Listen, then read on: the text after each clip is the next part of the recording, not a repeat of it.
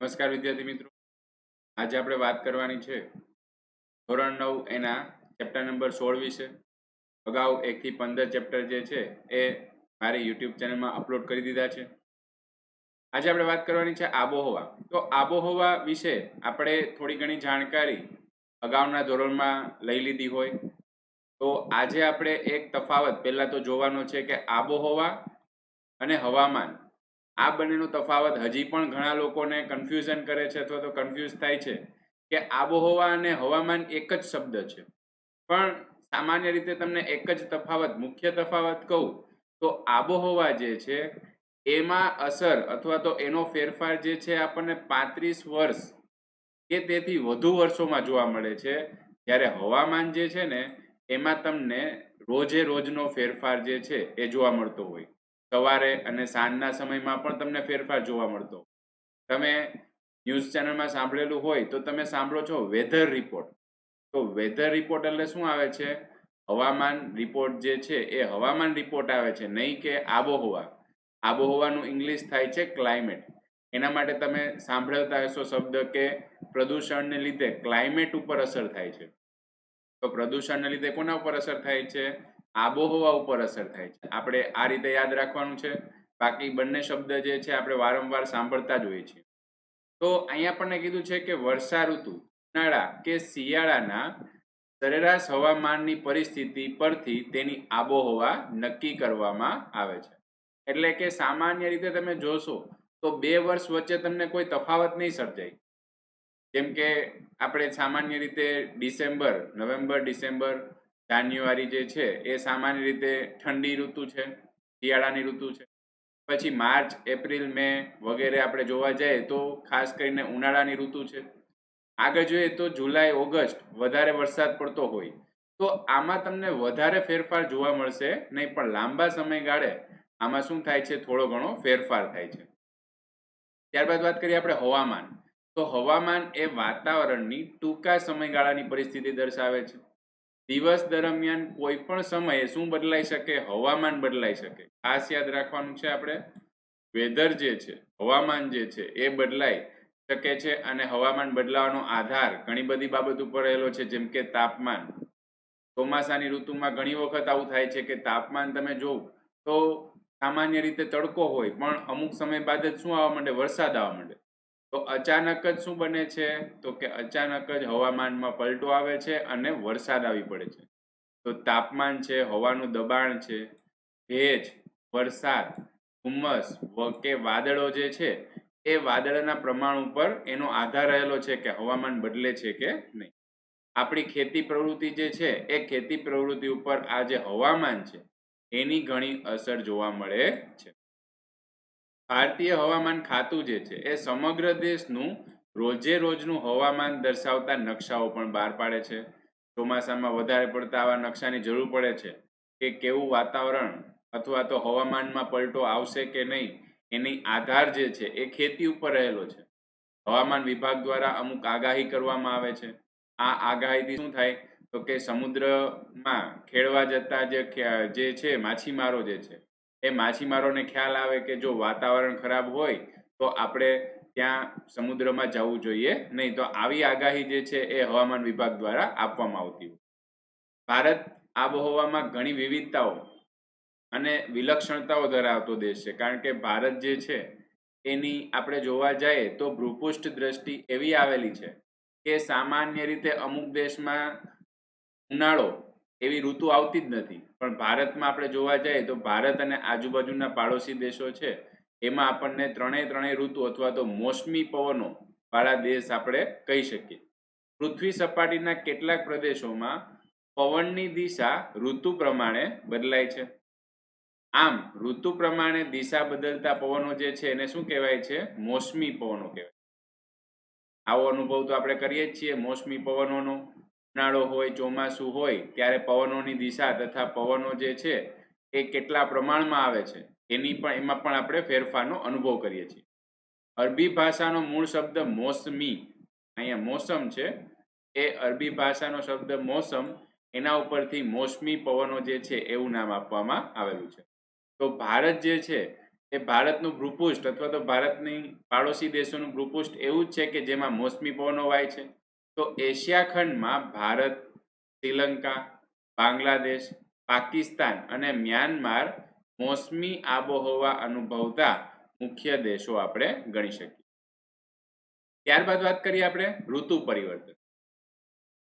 તો ઋતુ પરિવર્તનના મુખ્ય કારણોમાં આપણે જોવા જઈએ તો પૃથ્વીનું સૂર્યની ચારેય બાજુનું પરિક્રમણ, ફરી પાછો આપણા માટે શબ્દ નવો આવ્યો છે પરિક્રમણ અને પરિભ્રમણ.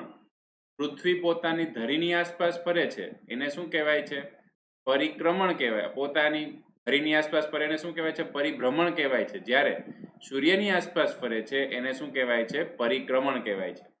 તો પરિક્રમણ કરવા માટે કેટલો સમયગાળો લાગતો હોય? 1 વર્ષનો સમયગાળો સૂર્યની આસપાસ ફરવા માટે. જ્યારે પરિભ્રમણ માટે 1 દિવસ એટલે કે 24 કલાક સમયગાળો લાગે છે. તો અહીંયા આપણે ઋતુ પરિવર્તન કેવી રીતે થાય એ આપણે જોવાનું છે. ભારતમાં તથા અન્ય દેશમાં કેવી રીતે ઋતુ પરિવર્તન થાય? તો તમે અહીંયા આકૃતિમાં પણ જોઈ શકો કે સૂર્યના સીધા કિરણો જે છે એ સીધા કિરણો આપણને એક આકૃતિમાં કયા ઋતુ પર પડે છે? કર્કવ ઋતુ પર પડે છે. સામાન્ય રીતે આ સમયગાળો દરમિયાન આપણે એમ કહી શકીએ કે કર્કવૃતની આજુબાજુમાં અથવા તો આ લાઈનમાં આવતા દેશો જે છે એ દરેક દેશોમાં શું હશે? ઉનાળાની ઋતુ હશે. જ્યારે મકરવૃતની લાઈનમાં આવેલા દેશો જે છે એમાં સામાન્ય રીતે તાપમાનનું પ્રમાણ કેવું હશે? ઓછું હશે. તો ત્યાં શિયાળાનો અનુભવ થતો હોય. હવે પૃથ્વી પોતાની ધરીની આસપાસ ફરે છે અને સામાન્ય રીતે અહીંયા આપણે એ ધરીની આસપાસ તો ફરે છે પણ થોડીક વળેલી છે, સેજ નમેલી છે. એનો એંગલ પણ આપણને આપેલો છે કેટલો છે? 23.5 ડિગ્રી જે છે એટલી નમેલી છે. તો સમય જતા શું થશે? તો કે ફરતા ફરતા આ જે પૃથ્વી છે એ પૃથ્વી આ જગ્યાએ બીજી જે આકૃતિ આપી છે ને એ રીતના આગળ પહોંચશે. તો આ સમયે આપણે વિચારી શકીએ કે મકરવૃત જે છે આ મકરવૃત નજીકના દેશોમાં કઈ ઋતુનો અનુભવ થતો હશે? ઉનાળાની ઋતુ. અને કર્કવૃત નજીકના દેશો જે છે ત્યાં શિયાળાનો અનુભવ થતો. તો આટલો ફેરફાર આપણે પૃથ્વીના પરિક્રમણ ઉપરથી કરી શકીએ. તો અહીંયા આપણને કીધું છે પરિક્રમણ ઉપરાંત પૃથ્વીની ધરીનું નમન જે છે એ ઋતુ પરિવર્તનમાં ભાગ ભજવે છે. પૃથ્વીની ધરી જે છે એ 23.5 ડિગ્રી નમેલી છે. એટલે આપણે મુખ્ય આવી રીતના લંબ રીતે એનો ખૂણો વિચારીએ તો લંબ રીતે ખૂણો કેટલો બનશે?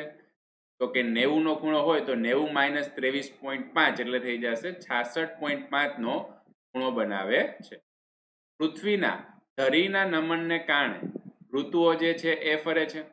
અહીં આપણે કીધું એ પ્રમાણે કે વધારે સમય સૂર્યપ્રકાશ મેળવતા વિસ્તારોમાં ઉનાળો અને ઓછા સમય સુધી અહીંયા સામેની બાજુ આવે એટલે વધારે સમય સુધી સૂર્યપ્રકાશ મેળવે છે. જ્યારે અમુક દેશ જે છે કે જે આપણે આ આકૃતિની વાત કરીએ તો મકરવૃતમાં આવેલા દેશો હોય તો સૂર્યપ્રકાશ ઓછો મેળવતા હોય ત્યાં શિયાળો અનુભવાય છે. અહીંયા આપણે 2 અલગ અલગ તારીખ યાદ રાખીએ તો 22 ડિસેમ્બર અને 21 જૂન. જો ભારતની વાત કરીએ તો 22 ડિસેમ્બર છે ત્યારે સૂર્યના કિરણો જે છે એ મકરવૃત ઉપર લંબ પડે છે. આથી દક્ષિણ ગોળાર્ધ જે છે એમાં ઉનાળો અને ઉત્તર ગોળાર્ધમાં શિયાળો અનુભવાય છે. અહીંયા ઉત્તર ગોળાર્ધમાં જ ભારત આવેલું છે તો આપણને ખ્યાલ છે કે ડિસેમ્બરનો સમયગાળો જે છે એ કેવો હોય છે? શિયાળાનો સમયગાળો હોય છે. અને આ જ સમયગાળામાં શું હોય છે? રાત લાંબી હોય છે જ્યારે ઠંડી પણ અનુભવાય છે ભારતમાં. એવી જ રીતના વાત કરીએ 21 જૂન ત્યારે શું થાય છે? તો કે કર્કવૃત તરફ સૂર્યના લંબ કિરણો પડે છે. અહીંયા લંબ કિરણો જે છે એ કર્કવૃત તરફ પડે છે. માટે ઉત્તર ગોળાર્ધમાં શું થશે? તો કે ઉનાળો અને મકરવૃત અથવા તો દક્ષિણ ગોળાર્ધમાં શું થઈ જશે? શિયાળો થઈ જશે. તો આવું આપણે વિચારી શકીએ કે નહીં? તો આ સમયે શું હશે? તો કે દિવસ જે છે એ લાંબો હશે ત્યારે રાત જે છે એ ટૂંકી હશે. હરિભ્રમણ અને કક્ષાભ્રમણ અથવા તો પરિભ્રમણ અને પરિક્રમણ ગતિની સીધી અસર જે છે એ માનવ જીવનના ખોરાક, પોશાક, રહેઠાણ પર થાય છે. ભારત જેવા મોસમી આબોહવા ધરાવતા દેશોમાં ઋતુ પ્રમાણે દિશા બદલતા શિયાળાના અને ઉનાળાના મોસમી પવનો ઋતુગત હવામાન પર વ્યાપક અસર કરે છે. અહીં લખ્યું છે માનવ જીવનના ખોરાક, પોશાક અને રહેઠાણ. સામાન્ય રીતે આપણે એટલું વિચારી શકીએ કે જે જગ્યાએ બારે માસ ઠંડી રહેતી હોય એવા અમુક દેશ આવેલા છે કે ત્યાંનું તાપમાન જે છે એમાં આપણને 15 કે 20 ડિગ્રી સેલ્સિયસથી વધારે જોવા જ નથી મળતું. તો ત્યાંના પોશાક આપણે વિચારી શકીએ કે ત્યાં જે છે એ ઠંડી ઋતુ હોવાથી ઠંડીને રક્ષણ આપે એવા પોશાકો પહેરાતા હોય. ત્યારે કેટલાક દક્ષિણ આફ્રિકાના દેશ એવા છે કે ત્યાં ખૂબ જ વધારે ગરમી પડતી હોય, તો ત્યાં ખુલ્લા કપડાં, સુતરાઉ કપડાં જે છે એ પણ પહેરાતા હોય. તો સામાન્ય રીતે આપણે પોશાકમાં તફાવત જોઈ શકીએ. ખોરાકમાં પણ ગરમીને રક્ષણ આપે એવા માંસ ને એવા ખોરાક જે છે એ ઠંડી જગ્યાએ ખવાતા હોય છે. ત્યારે ગરમી હોય એમાં વધારે પડતા હલકા ખોરાક જે છે, હળવા ખોરાક જે છે એ ખવાતા હોય છે. તો આવો આપણે ખોરાક, રહેઠાણ અને પોશાકમાં તફાવત આપણે જોઈ શકીએ છીએ. દરેક ઋતુના હવામાનને આગવા લક્ષણો આપે છે. આથી જ આપણે આબોહવા મોસમી આબોહવા તરીકે ઓળખાય છે. ભારતની આબોહવાની વિવિધતા જોવા જઈએ તો અનેક બાબતમાં ભિન્નતા છે. ભારતમાં જોવા જઈએ તો દક્ષિણમાં દ્વીપકલ્પીય પરિસ્થિતિ આવેલી છે. આપણે દક્ષિણ ભાગ જે છે એ વિચારેલો જ છે કે અહીંયા દ્વીપકલ્પીય પ્રદેશ આવેલો છે. આપણે એને દ્વીપકલ્પીય ઉચ્ચ પ્રદેશ પણ કીધેલો છે. પછી તો કે અહીંયા વધારે પડતો તમે જોવા જાવ તો આ બાજુ શું છે, અરબી સમુદ્ર છે. આ બાજુ અરબી સમુદ્ર છે, અહીંયા હિન્દ મહાસાગર છે, તથા આ જગ્યાએ બંગાળાની ખાડી આવેલી છે. તો બધી જગ્યાએ પ્રવાહી આવેલું છે કે નહીં? અહીંયા પણ અરબી સમુદ્રનું પ્રવાહી, અહીંયા બંગાળાની ખાડીનું પ્રવાહી અને નીચે હિન્દ મહાસાગરનું પ્રવાહી આવેલું છે. તો સામાન્ય રીતે ઘણો બધો પ્રદેશ જે છે એ દરિયા કિનારાનો પ્રદેશ છે. માટે સામાન્ય રીતે આપણે એમ કહી શકીએ કે ત્યાં આબોહવા કેવી હશે? દરિયા કિનારાની આબોહવા તો તમને ખ્યાલ જ હોય કેવી હોય, સમ આબોહવા હોય. જ્યારે દરિયા કિનારાથી દૂર જતા આબોહવા જે છે એમાં આપણને ખંડીય આબોહવા, એટલે કે તમને આબોહવામાં થોડીક વિષમતા જે છે એનો અનુભવ થાય છે. આપણે ઉત્તરનો ભાગ જોવા જઈએ તો ઘણો બધો દરિયાથી દૂર છે, જેમ કે દિલ્હી છે. પછી તો કે અહીંયા જમ્મુ કાશ્મીરનો પ્રદેશ છે. આ બધો દરિયા કિનારાથી આપણે કેવો કહી શકીએ? દૂર કહી શકીએ. ઉત્તર ભારતની લગભગ મધ્યમાંથી, જેમ કે ગુજરાતમાંથી પણ પસાર થાય છે. શું પસાર થાય છે? કર્કવૃત પસાર થાય છે. અને દક્ષિણ ભાગ કેવો છે? ઉષ્ણકટિબંધીય. તો આપણે અહીંયા બે વસ્તુ યાદ રાખવાની છે કે જ્યાંથી કર્કવૃત પસાર થતું હોય, આ કર્કવૃતનો ઉપરનો ભાગ, આપણે ગુજરાત જોવા જઈએ તો ગુજરાતથી જે ભારતનો ઉપરનો ભાગ જે છે એ સામાન્ય રીતે સમશીતોષ્ણ કટિબંધમાં આવેલો પ્રદેશ કહી શકાય. અને જે દક્ષિણ ભાગ છે, જે દ્વીપકલ્પીય ભાગ છે, એ સામાન્ય રીતે ઉષ્ણકટિબંધમાં આવેલો ભાગ કહેવાય. આવી બધી વસ્તુ આપણે ક્લિયર કરવી જ પડશે, તો જ આપણને આ ચેપ્ટરમાં થોડો ઘણો ખ્યાલ આવશે કે અમુક અમુક શબ્દ અથવા તો અમુક ઋતુ કેવી રીતે પરિવર્તિત થાય છે અને આબોહવાની એના ઉપર કેવી રીતે અસર પડે છે. શું યાદ રાખવાનું? આપણે ગુજરાતની મધ્યમાંથી આપણે જોવા જઈએ અથવા તો ગુજરાતના કચ્છ બાજુનો પ્રદેશ છે, ત્યાંથી કર્કવૃત પસાર થાય છે. આ કર્કવૃતની નીચેનો ભાગ જે છે એ ઉષ્ણકટિબંધમાં અને ઉપરનો ભાગ જે છે એ સમશીતોષ્ણ કટિબંધમાં આવેલો ભાગ કહી શકાય. અને ઉત્તર ભાગમાં સમશીતોષ્ણ કટિબંધ આવે છે. પરિણામે દેશના જુદા જુદા ભાગોમાં આવેલા સ્થળોના તાપમાન અને વરસાદમાં ખૂબ જ વધારે ફેરફાર જોવા મળે.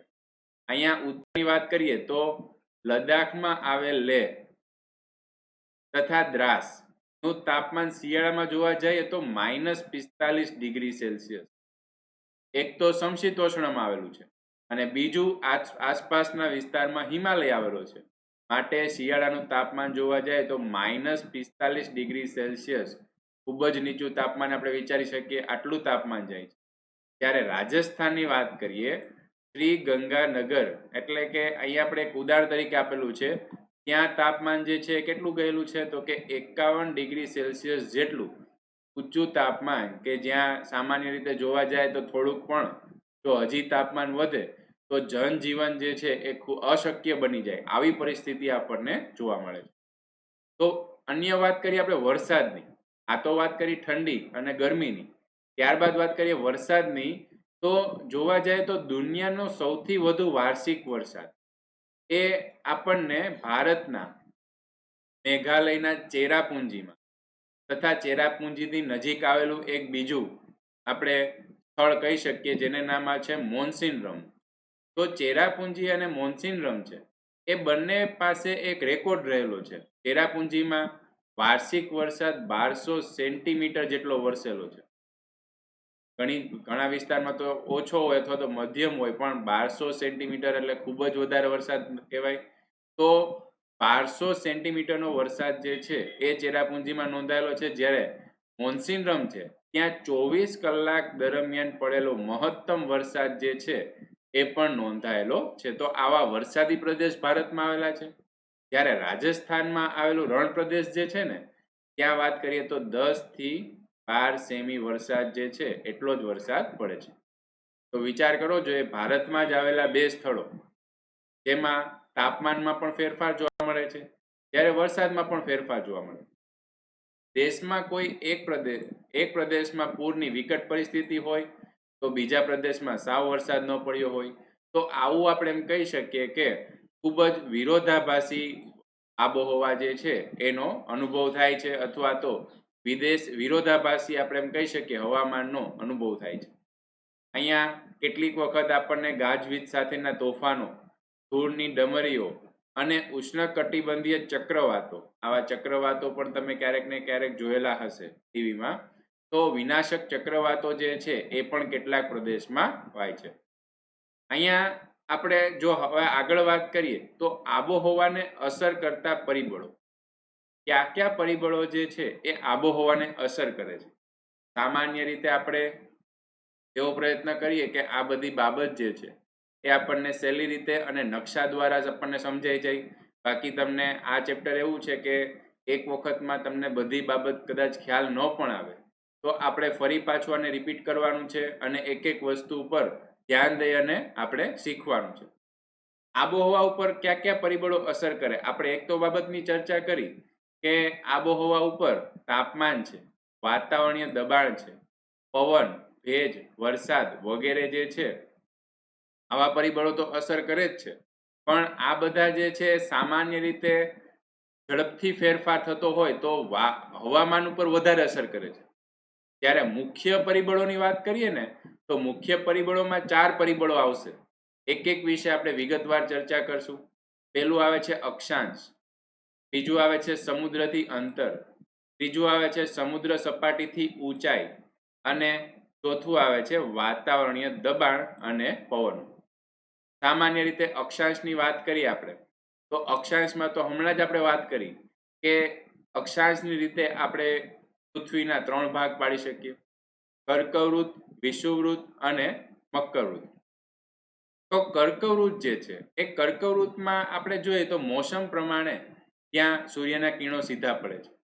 મકરવૃત્તમાં પણ એવું થાય છે, પણ વિષુવવૃત્ત તો એક્ઝેક્ટ વચ્ચે આવેલું છે, તો ત્યાં તો સૂર્યના વધારે કિરણો જે છે પડતા હોય કે નહીં.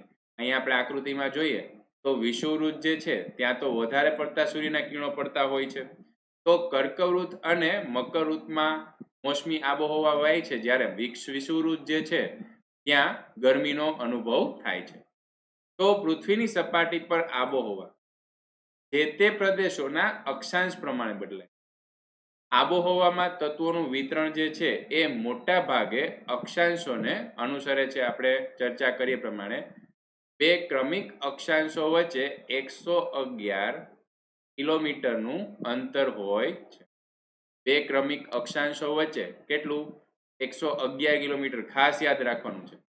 વિષુવવૃત્તની આસપાસના પ્રદેશો ઉપર સૂર્યના કિરણો લગભગ લંબ પડે છે, માટે ત્યાં 12 માસ ગરમી જે છે એ જોવા મળે છે.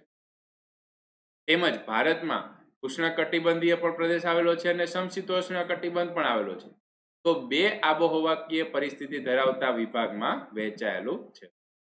અહીંયા આપણને વધારાની જો હું તમને ચર્ચા કરું તો જે વિષુવવૃત્તની નજીક આવેલા પ્રદેશ છે ને, ત્યાં 12 માસ ગરમીનો અનુભવ થાય છે.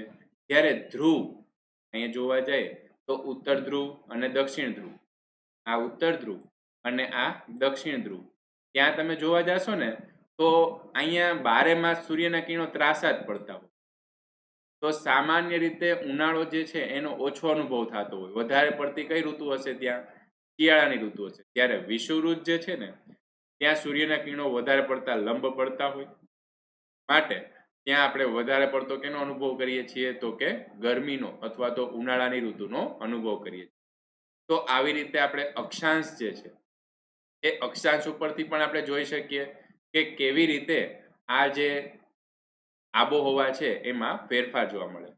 ત્યારબાદ વાત કરીએ આપણે સમુદ્રથી અંતર. હમણાં જ આપણે ચર્ચા કરી કે સમુદ્રની નજીક જે છે એ સમ આબોહવા, જ્યારે સમુદ્રથી જેમ જેમ દૂર જતા જાય એમ એમ આપણને વિષમ આબોહવા જોવા મળે છે.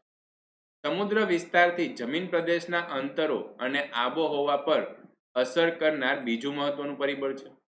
સૂર્યની ગરમી સંઘરવાની તેમજ તેની આપલે કરવાની શક્તિ જમીન અને પાણીમાં જુદી જુદી છે. એ તો આપણે પણ અનુભવ કરી શકીએ કે ઉનાળામાં તમે દરિયા કિનારાના પ્રદેશમાં જાઓ તો એકદમ ઠંડા પવનો ત્યાં વાતા હોય છે.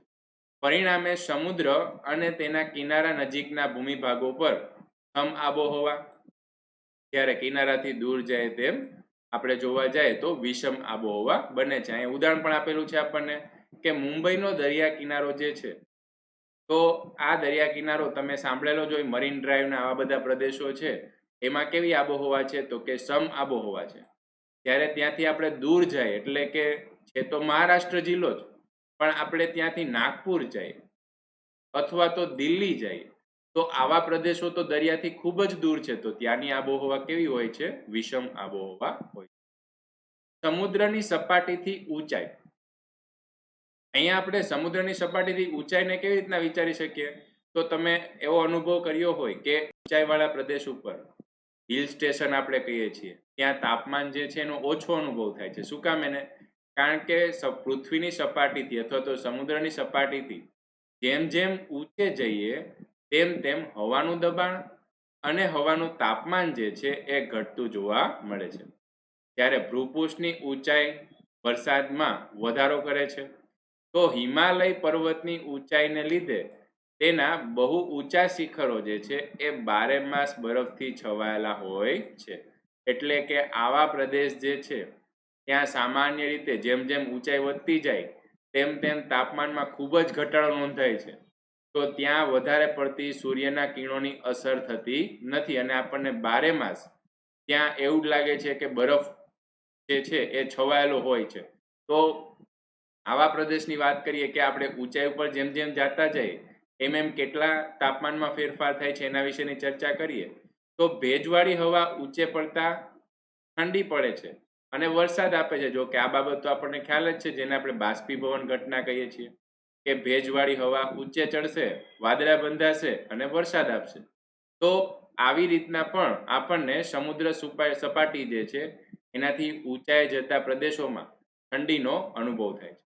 ત્યારબાદ તો જ્યાં વરસાદની જો વાત કરીએ તો અસમ છે, એના મેઘાલયની પહાડી, ત્યાં આપણે જેમ જેમ પ્રદેશોમાં જેમ જેમ ઊંચાઈ વધતી જાય છે તેમ તેમ વરસાદનું પ્રમાણ જે છે એ પણ ખૂબ જ વધતું જાય છે. તો બે વસ્તુ આપણે યાદ રાખી, એક તો તાપમાનમાં પણ ઘટાડો નોંધાય છે અને વરસાદનું પ્રમાણ પણ વધતું જાય છે.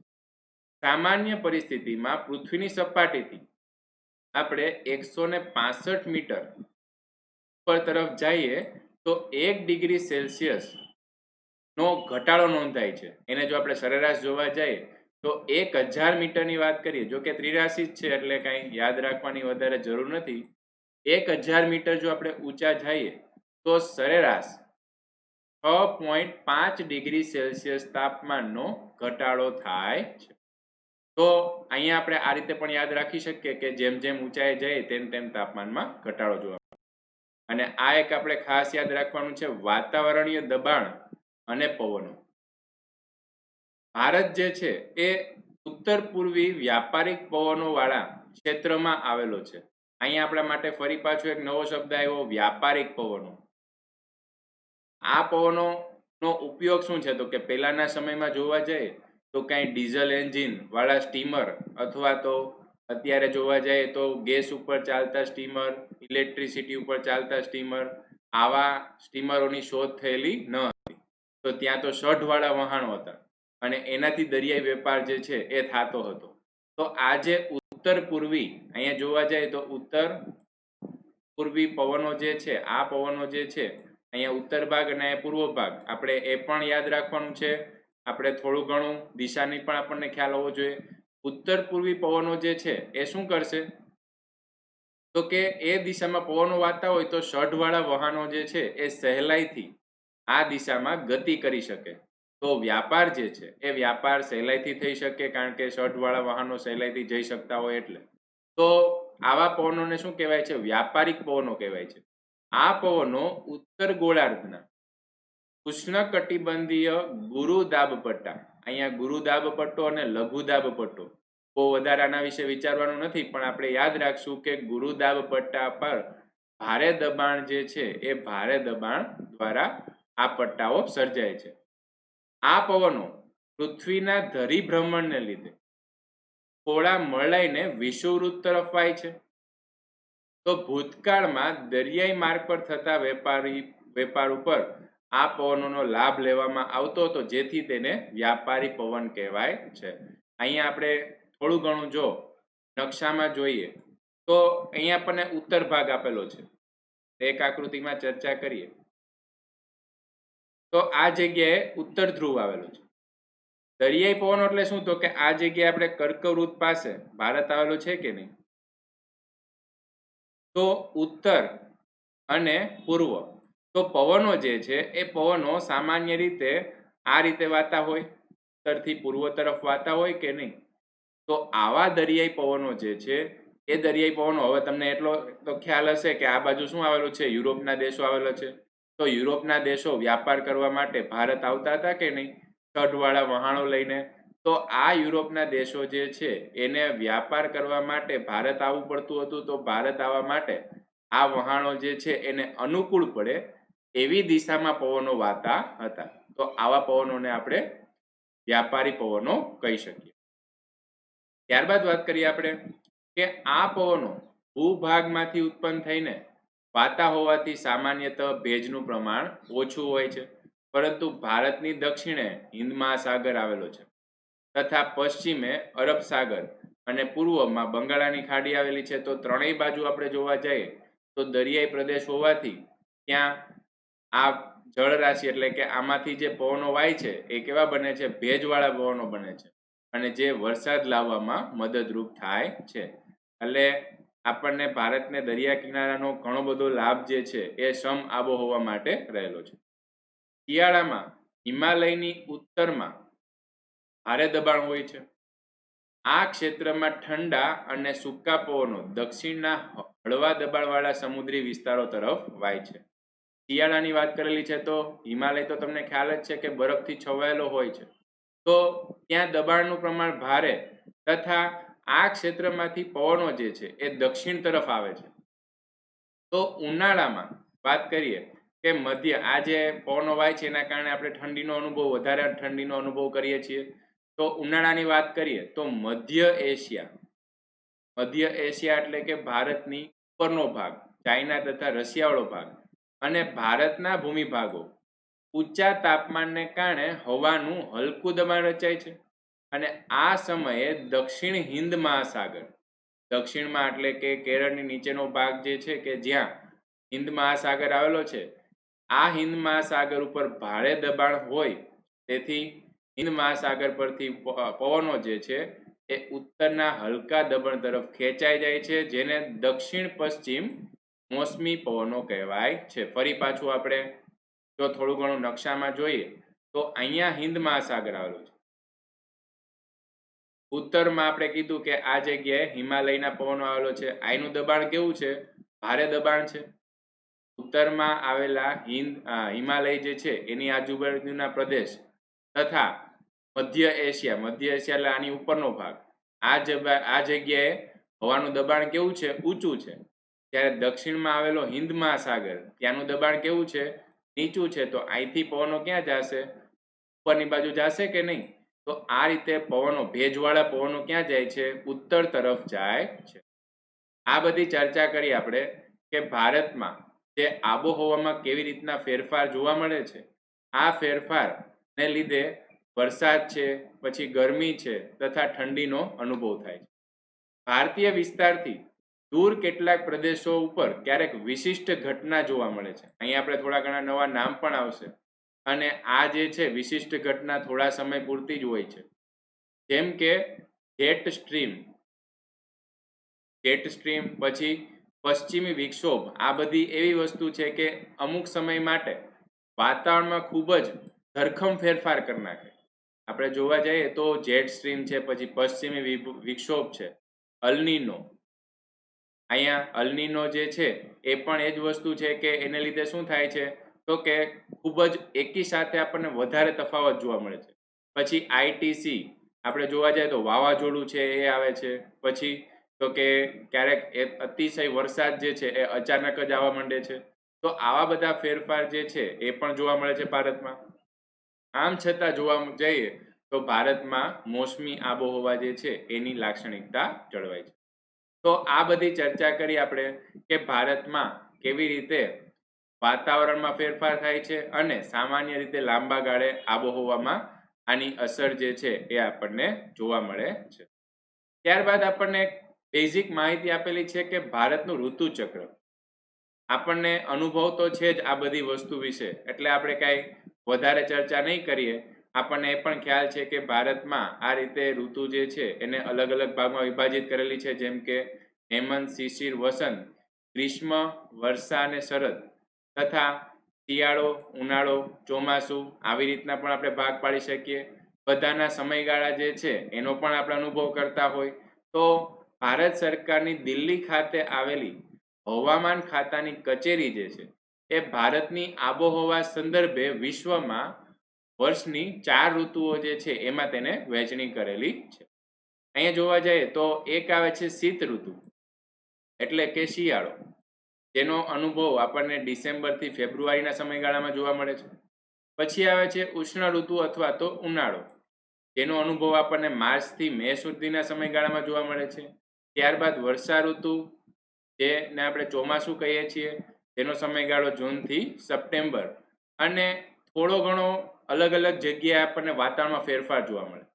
જેમ કે ઉત્તર ભારતમાં અને દક્ષિણ ભારતમાં વરસાદ આવતો હોય, ત્યારે ઉત્તર ભારતમાં ઠંડી ચાલુ થઈ ગઈ હોય. આવી રીતના વાતાવરણમાં આપણને ખૂબ જ વધારે પલટો જોવા મળે છે. એને કહેવાય છે નિવર્તન ઋતુ.